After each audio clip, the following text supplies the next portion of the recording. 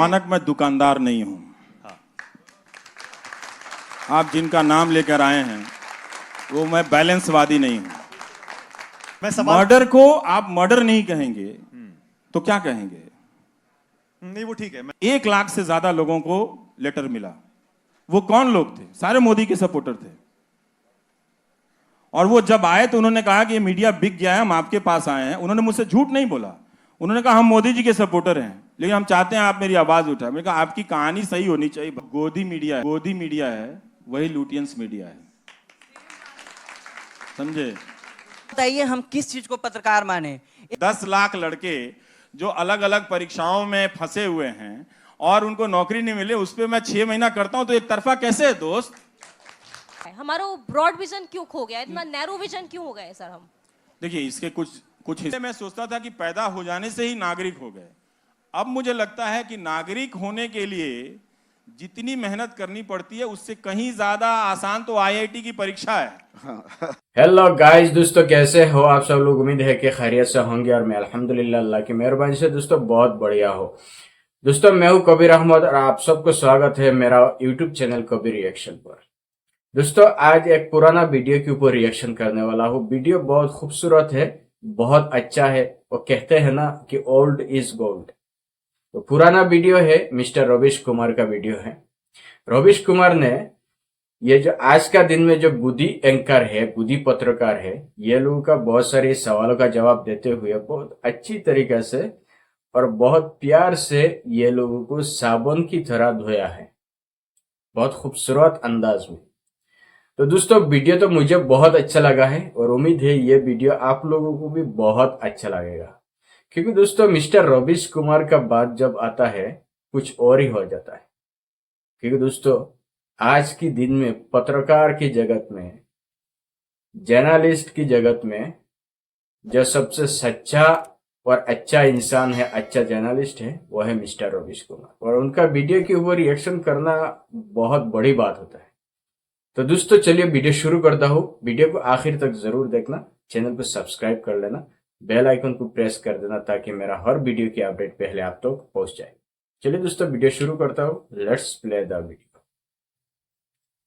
Quality of thought जबरदस्त है रवीश, इसकी तारीफ करनी पड़ेगी। I am very very impressed. पहली बार मैंने आपको ऐसे फेस टू फेस सुना है और बहुत अच्छा बोलते हैं, इसमें तो खैर कोई शक है ही नहीं।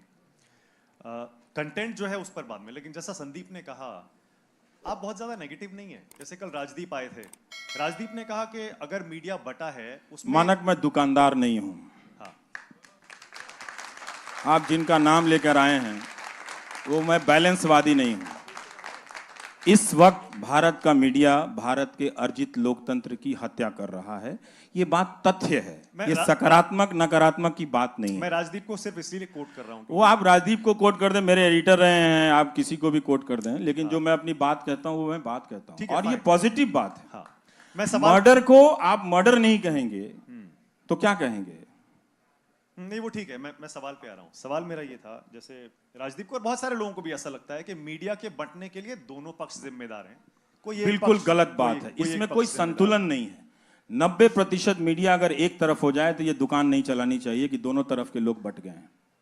फिर जो मैंने कार्यक्रम किया है फिर उसमें से आप कमियां निकाल के बताइए, फिर उस पर बात कीजिए। ये चला दीजिए कार्यक्रम और फिर उस पर बात कीजिए कि ये आपने चलाया। अच्छा, ये मत कीजिए कि आपने वो नहीं किया। तो मैं भारत का तो अखबार नहीं हूं भाई कि 300 खबरें लेकर रोज छप जाया करूंगा। मैं तो कोई एक ही करूंगा ना। तो जो एक किया, क्या उसमें संतुलन था नहीं था, उस पर बात कीजिए फिर। ठीक है, ठीक है, ओके। तो आपकी बातों से ऐसा लगता है कि आप कहते हैं कि सिर्फ मुझे देखिए, एक मैं ही हूं ठीक कर रहा हूं। ये शब्द आपने कहीं भी कभी भी इस शब्द का इस्तेमाल मैंने नहीं कहा है, ना मैंने अपने बारे में। जैसे आपने कहा ना टीवी देखना बंद कर दो, मैंने कभी नहीं कहा बंद कर दो, लेकिन मुझे देखो। अच्छा, मैंने कभी नहीं कहा। भारत की जनता को, ये आप लिख लें, क्योंकि हम सब की नौकरियां हैं ना, हम उसी को डिफेंड कर रहे हैं ना, वो हम करते रहे हैं, ठीक है। भारत की जनता को अब इस देश को बेहतर करना होगा तो सबसे पहले उसे इस देश की मीडिया से लड़ना पड़ेगा। लड़ने का मतलब पत्थर चलाने की बात नहीं कह रहा हूं। जनता का बहुत से होता है, अगर वो होगा तो कंटेंट में बदलाव होगा। अभी देश बहुत गरीबी से, बहुत समस्याओं से गुजर रहा है, उस पर बात करने की जरूरत है। उस पर बहुत बात करने की जरूरत है। और जब हम बात करेंगे तो मौजूदा सत्ता से ही हम बहुत अच्छा काम करा सकते हैं, बहुत अच्छा काम करा सकते हैं, ठीक है ना। और लोगों की जिंदगी में राहत मिलेगी।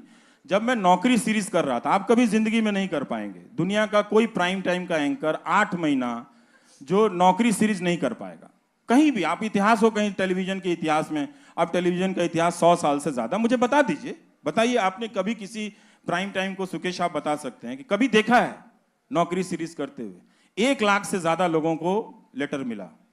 वो कौन लोग थे? सारे मोदी के सपोर्टर थे। और वो जब आए तो उन्होंने कहा कि ये मीडिया बिक गया है, हम आपके पास आए हैं। उन्होंने मुझसे झूठ नहीं बोला, उन्होंने कहा हम मोदी जी के सपोर्टर हैं, लेकिन हम चाहते हैं आप मेरी आवाज उठाएं। मैंने कहा आपकी कहानी सही होनी चाहिए, बस किसके सपोर्टर है, मेरा उसमें बिजनेस नहीं है। ओके, बस एक चीज और है, जैसे आपने कहा कि आपको 1 मिलियन लोग देखते हैं, वाकई आपकी बहुत फैन फॉलोइंग है, बहुत लोग देखते हैं आपको, लेकिन बाकी लोगों को आप डिसमिस क्यों कर रहे हैं? उनको भी उसी यूट्यूब पर मिलियंस ऑफ मिलियंस आप तुलना कर लीजिए। नहीं, तुलना नहीं, वैसे बता वो जरूर उनको, मैंने ये भी कहा कि सारी दुनिया मुझे नहीं देखेगी। नहीं, आपने कहा ना टीआरपी आती है तो वो गलत है, उसको नहीं मानते, पर यूट्यूब पे नहीं मानता। उसी प्लेटफॉर्म मैंने पे उसको एक उदाहरण दिया है कि ऐसा नहीं है कि लोग मुझे नहीं देखते हैं, ठीक है, ऐसा नहीं है कि लोग मुझे नहीं देखते, मुझे भी देखते हैं। और मैंने संदीप से ये भी कहा कि और ये कभी भी मुमकिन नहीं होगा कि सारे लोग मुझे देखें, हो ही नहीं सकता है, और ऐसा होना भी नहीं चाहिए। हर दर्शक को कम से कम 3-4 मल्टीपल सोर्सेज जाकर देखने चाहिए। आज के समय में अगर आप दर्शक हैं, सूचना को महत्व देते हैं, तो कम से कम 3-4 सोर्सेज को देखिए, अगर आप देख रहे हैं तो। और आप क्या देख रहे हैं इसका फैसला गंभीरता से करना पड़ेगा आपको। आप इस तरह से मजाक नहीं कर सकते। टीवी देखना कोई फुटबॉल देखना नहीं है। फुटबॉल कहीं ज्यादा जिम्मेदारी से देखते हैं। आप उस टीम को देखते हैं जो वाकई खेल रही होती है। अंत में आप देखते देखते वहां ट्रांसफॉर्म कर जाते हैं ना, कि आपका लेना देना तो है नहीं ब्राजील की टीम से, लेकिन आप क्यों उसमें ट्रांसफॉर्म कर जाते हैं। हमारे यहाँ मनोरंजन भारती 4 क्लबों का नाम लेते रहते हैं कि ये बहुत अच्छा खेला, वो खेला, तो उनके गांव के तो खिलाड़ी हैं नहीं वो लोग, तो इसका मतलब है कि वो खेल में चले गए हैं। अब उस खेल का वो मजा लेने लगे हैं उसको लेके, तो हमें वो चीज देखना चाहिए। जी एक और सवाल लेते हैं। सर, आप मेरा सवाल आपसे ये है कि आपने अभी क्या कहा कि आईटी सेल वालों को बुलाते हैं, बिजनेस करते हैं, तो सर जैसे आईटी सेल वाले अगर गलत अफवाह फैला रहे हैं, तो कहीं ना कहीं कन्हैया कुमार भी, जो जिस पर देशद्रोह का आरोप लगा है, उसको बुलाकर भी टीवी वाले गलत करते हैं। दूसरा सवाल ये है कि आप जब आते हैं गोदी मीडिया की बात करते हैं, तो जैसे मानक सर ने कहा कि दोनों तरफ मीडिया बटा हुआ है, तो सर जिस तरह एक तरफ गोदी मीडिया दोनों तरफ नहीं बटा हुआ, मीडिया अब एक ही तरफ है। हाँ। सवाल ये है कि जिस तरफ जैसे गोदी मीडिया है तो दूसरी तरफ लुटियंस मीडिया भी है, ये मानना पड़ेगा। ये जो आपने इस्तेमाल किया है वो ठीक इस्तेमाल नहीं किया है। जो गोदी मीडिया है वही लुटियंस मीडिया है, समझे, ये वही बात। एक मिनट। और ये जो लटियन जर्नलिज्म का इस्तेमाल कर रहे हैं ना आप, ये आप जरा सा सर्च कीजिएगा, ये भी मेरा ही इस्तेमाल किया हुआ शब्द है, ठीक है। और मेरे दोस्तों से पूछ लीजिए कि पार्लियामेंट में खड़ा होकर मैं बोलता था कि ये लाल पत्थर पत्रकारिता है, यहां से निकल के वहां से लेके बाइट ले लो, इजी जर्नलिज्म है, लेजी जर्नलिज्म है। तो इसलिए आपने कन्हैया कुमार का उदाहरण दिया, 2 साल हो गए हैं, उस वीडियो का भी कुछ पता नहीं है, ठीक है। अब मुकदमा आ रहा है तो आप आरोप पे कह रहे हैं कि उसको कर देने के लिए, ठीक है। तो वो बुलाया गया था, आप टीवी वालों से पूछिए क्यों बुलाया गया था। उसलिए बुलाया गया था उसका पक्ष जानने के लिए, ठीक है, उसका पक्ष जानने के लिए। अगर कोई नारा लगा देने से, इस देश में सुप्रीम कोर्ट का कानून भी तो है, देश का कानून भी है, वो देशद्रोही नहीं हो जाता। वो नहीं होता तब भी लोग उसको देशद्रोही कह रहे हैं। नहीं, यहाँ पर भी रवीश एक और दिक्कत हो गई है। ये देशद्रोह, राजद्रोह और देशद्रोह में फर्क ही मिट गया है। आप सरकार के खिलाफ आवाज उठाएं, राजद्रोह कर रहे हैं, आप देशद्रोह नहीं कर रहे हैं, पर ये अंतर मिट चुका है आज की तारीख। मतलब अब तो आज का अगर माहौल होता तो लोग इमरजेंसी के समय सुप्रीम कोर्ट जिस तरह से झुक गया था उसकी आलोचना ही नहीं कर पाते, आज का अगर माहौल होता तो। लेकिन तब आलोचना हुई थी। खन्ना साहब एक जज थे जो खड़े हुए, तो उनका इतिहास में नाम है ना, इसीलिए चीफ जस्टिस नहीं बन पाए, इसीलिए चीफ जस्टिस नहीं बन पाए, क्योंकि वो खड़े इसलिए नहीं बन पाए। हाँ। लेकिन तब लोगों की निगाह थी कि सुप्रीम कोर्ट में कुछ गलत हुआ है, और आज जनता चली आती है कि आप क्यों बोल रहे हैं। तो जब सोशल ऑर्डर खत्म हो जाएगा दोस्त, तो फिर आप एक जर्नलिस्ट के रूप में परफॉर्म नहीं कर पाओगे। एक और सवाल लेते हैं जी।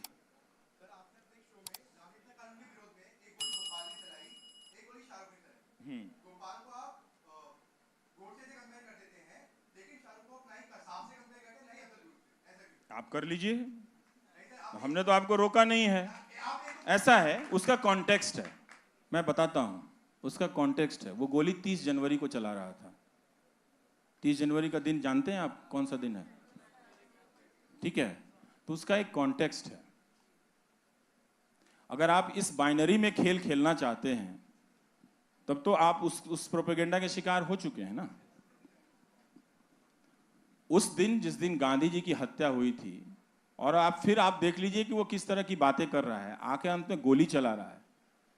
तो गोडसे से क्या मतलब, आपको उसमें आपत्ति है कि गोडसे से क्यों नहीं कंपेयर किया हमने?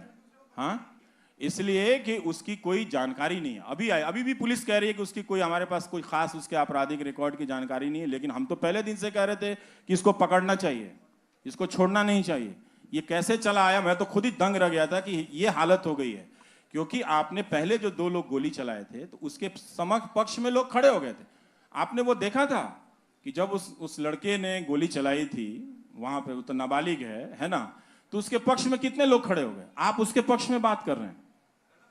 एक मिनट, अब एक और सवाल ले लेते सर एक क्वेश्चन Last two है, questions, पत्रकारिता की बात हमेशा होती रहती है। आप बताइए हम किस चीज को पत्रकार माने? एक पक्ष दिन भर मोदी की तारीफ दिखाता है और रात में वही प्राइम टाइम में एक तरफ बुराई दिखाई जाती है। तो पत्रकारिता का असली मतलब आज आप बता के जाइए कि सच दिन भर मोदी को दिखाएं। आपका जो हाल है आपको तो जिंदगी भर नहीं बता सकते हम। नहीं सर, हमें पता है ना, पत्रकारिता का मतलब हम भी पढ़े हैं सर। ऐसा है दोस्त, दोनों तरफ का दिखाना चाहिए। वो किस तरह का प्रोग्राम है। अब ऐसा है कि आप ये भी जानते हैं कि मेरा एक बहिष्कार है, ठीक है ना? नहीं, मेरा बहिष्कार है, नहीं, उससे कोई फर्क नहीं। तो मैं लोकप्रियता के दबाव में अपनी बात थोड़े, ऐसा थोड़ी है कि मैं छोड़ दूंगा कहना। सर प्लीज रिक्वेस्ट, कमाल है, यही चीज तो हमें समझना है कि एक दिन हमको अपने फैन के खिलाफ भी बात करना पड़ेगा। और मैं तो कहता हूं कभी किसी का फैन नहीं बनना चाहिए। आपको पता है ये लाइन किसने कही थी? और आपको पता है मैंने अपने ब्लॉग पे क्या लिखा है? कभी रवीश कुमार मत बनना। पढ़ा है आपने? पढ़िएगा, है ना? हाँ, एक्चुअल मतलब क्या होता है, न्यूज का क्या मतलब होता है, एनालिसिस का क्या मतलब होता है। हमने कहा ना कि आप वहां तुलना कर रहे हैं, आपने ये नहीं बताया कि वहां कौन सा प्रोग्राम चल रहा था, यहां कौन सा प्रोग्राम चल रहा था। वहां 2000 के नोट में नकली चिप बताए जा रहे थे, जीपीएस, उससे तुलना करना चाहते हैं आप? नहीं सर, बिल्कुल। तो किस चीज से तुलना करते हैं आप? उदाहरण देकर बात करते तो आपका सवाल और अच्छा हो सकता था, मैं फंस भी सकता था इसमें। जी, एक और सवाल ले लेते हैं। लास्ट उदाहरण नहीं दिया, वो आप इधर बैलेंस वाला करने लगे। वही मैं जो मानक से कह रहा था, मैं दुकान नहीं चलाता हूं, मैं अपना करता हूं। तो अगर आपको मुझसे सवाल पूछना है तो मेरे शो पे रिसर्च कीजिए। क्या मेरा शो आलोचनाओं से परे है? बिल्कुल ही नहीं है, बिल्कुल नहीं है। अब एक और सवाल क्या हो सकता है? आप बताइए कि 10 लाख लड़के जो अलग अलग परीक्षाओं में फंसे हुए हैं और उनको नौकरी नहीं मिले, उस पर मैं 6 महीना करता हूं, तो एक तरफा कैसे है दोस्त? आखिरी सवाल रवीश, आपके गांव कस्बे जहां से आप आए हैं, यूनिवर्सिटियां बर्बाद हो गई हैं, अगर मैं 30 दिन उस पर करता हूं तो उसमें क्या एक तरफा है? किस चीज का एक तरफा है? सर एक क्वेश्चन है सर, आपने पार्टीशन की बात की। जब भारत बना आज़ादी के बाद, ऐसा भारत, हमारा विजन बहुत ब्रॉड था। हम गुटनिरपेक्षता की बात करते थे, लेने से ज़्यादा दुगना देने की बात करते थे, पंचशील। लेकिन उसके बाद हमने इमरजेंसी भी देखी, कई सारे ऐसे फेजेस भी देखे, ग्लोबलाइजेशन भी हुआ, और आज की हालत हम सब जानते हैं कि एक ऐसा नागरिक भी हम सब विश करते एक कम्युनिटी को देश से बाहर निकालने का।